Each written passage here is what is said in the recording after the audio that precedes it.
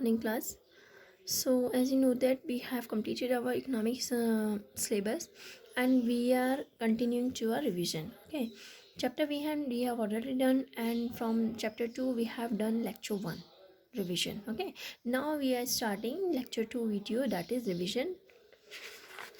So this part we have completed till here, that what is tertiary sector, what is primary sector, and what is secondary sector. Now we are starting our new topic, that is comparing the three sectors.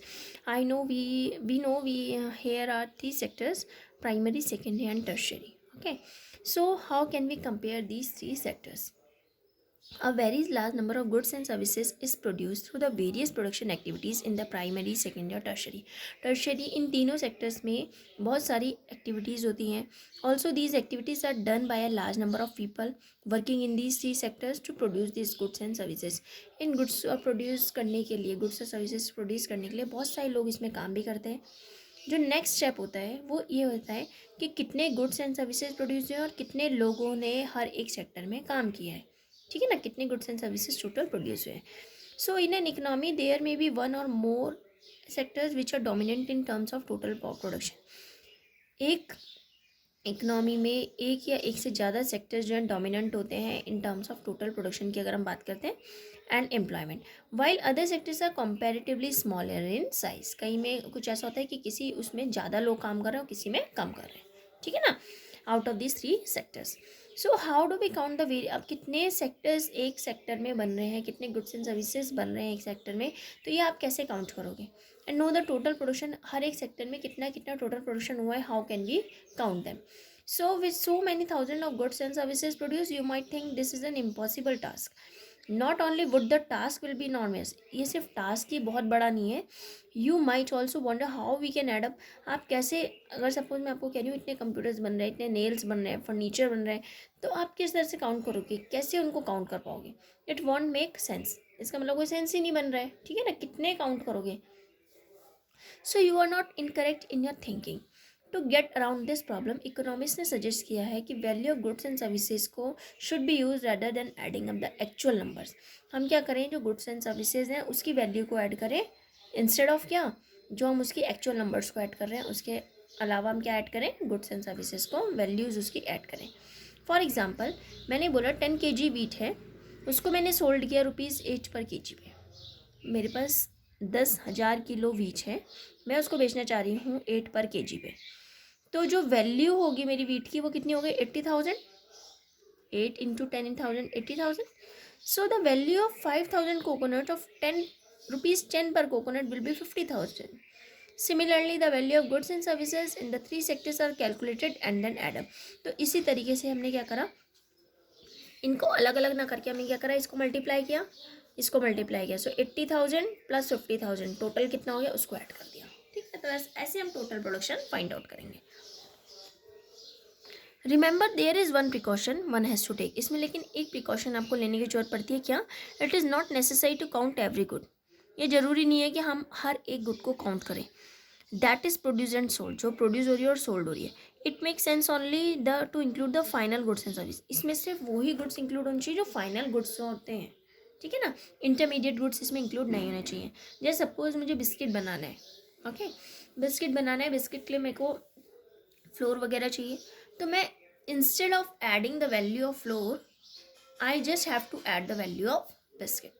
क्योंकि जो biscuit है मेरा, biscuit किससे बना है, floor से बना है. तो मुझे सिर्फ बिस्किट की वैल्यू के लिए किसको ऐड करना पड़ेगा, जो बिस्किट है टोटल फाइनल गुड हो गया ना, क्योंकि उससे वीट से मैंने क्या बनाया, सिर्फ वो बनाया. अगर मैं वीट से फ्लोर से डायरेक्ट मैंने वो सेल करना है, फ्लोर अगर मेरा डायरेक्ट सेल करने के लिए तो वो मेरा फाइनल गुड होगा, क्योंकि कंज्यूमर उसको डायरेक्ट कंज्यूम कर रहे हैं. लेकिन अगर मैं फ्लोर बेच रही हूँ वीट बनाने के लिए, तो वो इंटरमीडिएट गुड है, उसकी वैल्यू इंक्लूड नहीं होगी. Okay, for example a farmer who sells wheat to a flour mill for ₹8 per kg. मील उसको ग्राइंड करती है वीट को और सेल करती है flour to the biscuit company, जैसे मैंने आपको बताया 10 पर kg. तो बिस्किट कंपनी इस फ्लोर को यूज़ कर रही है और थिंग्स यूज़ करती है, जैसे शुगर हो गया, ऑयल हो गया, to make 4 packets of biscuit. ठीक है, it sells biscuit in the market to the consumer for ₹60 rupees का बेच रहा है. यानी कि एक पैकेट 15 का है, तो 4 पैकेट कितने हो गए, 16 के. तो यहाँ पे जो बिस्किट है वो हमारे फाइनल गुड्स हैं, तो goods that reach the consumer, final goods वो होते हैं जो कंज्यूमर तक पहुँचते हैं, ठीक है। After this, why are only final goods and services in counted. अब क्वेश्चन आता है, मैंने बोला सिर्फ फाइनल गुड्स को काउंट करना है, तो क्यों काउंट करना है फाइनल गुड्स एंड सर्विसेज को ही? It is because goods other than final goods in this example are intermediate goods, क्योंकि जो बाकी के मैंने बोला शुगर, ऑयल वगैरह या फ्लोर की बात कर रही हूँ, तो वो क्या है, हमारे इंटरमीडिएट गुड्स हैं। इंटरमीडिएट गुड्स यूज होते हैं in producing a final goods and services. अगर आप फाइनल गुड्स की जब हम वैल्यू ऐड करते हैं तो उसमें ऑलरेडी इंक्लूड होती है हमारी इंटरमीडिएट गुड्स की वैल्यू। अगर मैं इंटरमीडिएट गुड्स की वैल्यू अलग से काउंट कर रही हूँ, फाइनल गुड में भी इंक्लूडेड है, तो उससे क्या हो रही है, डबल काउंटिंग की प्रॉब्लम क्रिएट होती है, ठीक है। Hence, the value of ₹60 for the biscuit already includes the value of flour. In the same way, the value of all other intermediate goods would have been included. To count the value of the flour and wheat separately is therefore not correct, because then we would be counting the value of the same things many times.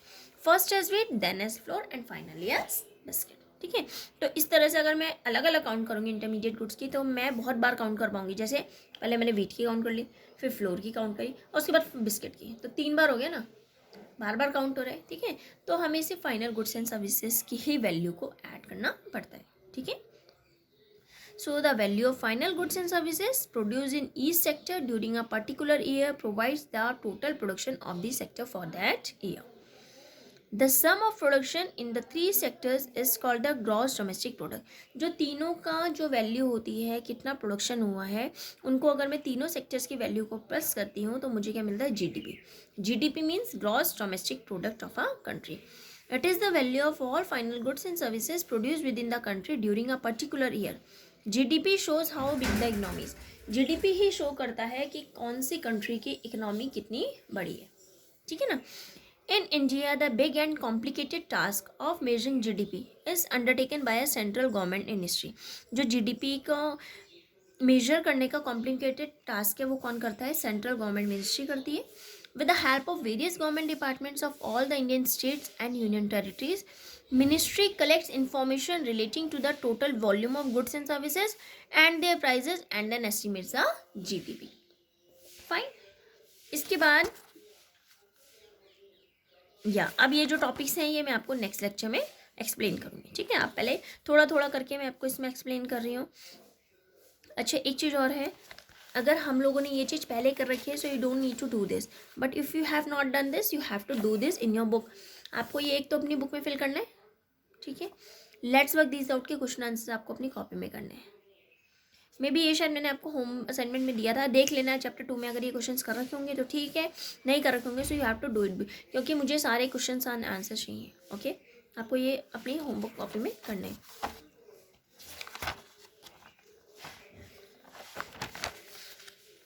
इसके बाद आप next page में graph देखना, 26 page पे दे रखा है, ये graph है, ये इसके आंसर है। इसके आंसर आप इसी के सामने लिख सकते हो, कॉपी में करने की जरूरत नहीं है, ठीक है ना। इसके डायरेक्ट आंसर आप इसमें कर सकते हो। एक लेट्स वर्क दीज आउट का सेकंड वाला है, ठीक है। Thank you class.